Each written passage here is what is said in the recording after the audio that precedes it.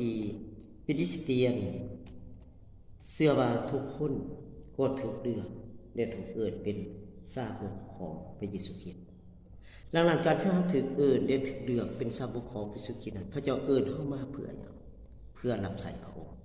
เพื่อออกไปประกาศข่าวประเสริฐบ่แม่นว่าพระเจ้าเลือกเฮามาเพื่อมันนั่งสบายอยู่ในโบสถ์แต่มารับใช้พระเจ้าคือมาประกาศข่าวประเสริฐเรื่องอาณาจักรของพระเจ้าและการที่เป็นคริสเตียนขอบคุณพระเจ้าจะได้โลกไปนี้คือพระเจ้าเอิ้นเฮามาแต่ละคนหนึ่งเอิ้นมาเป็นลูกของพระเจ้าเมื่อเป็นลูกของพระเจ้าแล้วลูกก็ต้องทำงานให้กับพ่อคือโดยผ่านทางของพระเยซูคริสต์ทำงานนั้นคือประกาศข่าวประเสริฐนำคนเขาไปสู่ในอาณาจักรของพระเจ้านี่คือสิ่งหนึ่งที่เฮาได้เรียนรู้จากพระเยซูคริสต์ผู้เป็นองค์พระเจ้าของเฮาวิธีการเอิ้นของพระองค์ก็มีวิธีหลายๆอย่างบางคนก็เอิ้นทางโดยความเจ็บป่วยบางคนก็เอิ้นทางเรื่องการมีปัญหาลูกติดยาหรือมีปัญหาในครอบครัวหรือบางคนก็ถูกเอิ้นด้วยกัน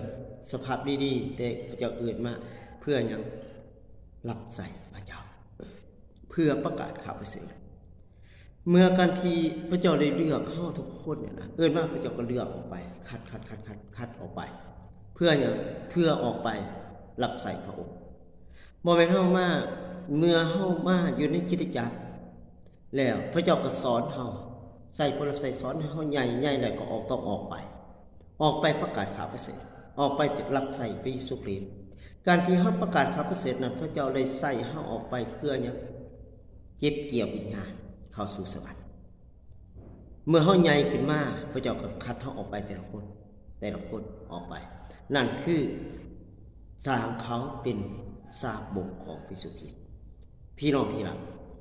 เป็นคริสเตียนที่มีคริสตจักรที่ในการที่ว่าสอนทุกคนที่ต้อนรับพระเยซูมาเป็นพระเจ้าเพื่อให้เติบโตนั่นคือเฮาฮู้จักว่าชีวิตหลังความตายเฮาได้รับความรอดไปอยู่สวรรค์กับพระเจ้าแต่อยู่ในโลกใบนี้พระเจ้าก็ประทานฤทธิ์อำนาจให้เฮาเหนือธรรมศาสตร์คือรับมีอำนาจเหนือผีมารซาตานเหนือโรคไข้ไข้เจ็บมีอำนาจเหนือ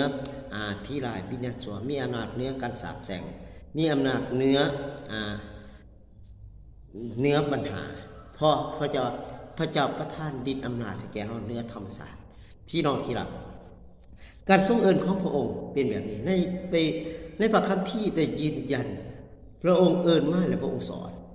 ก่อนที่พระองค์จะสอนคนที่เอิ้นมาพระองค์ได้เรียนรู้จากพระบิดาเพราะพระบิดาเป็น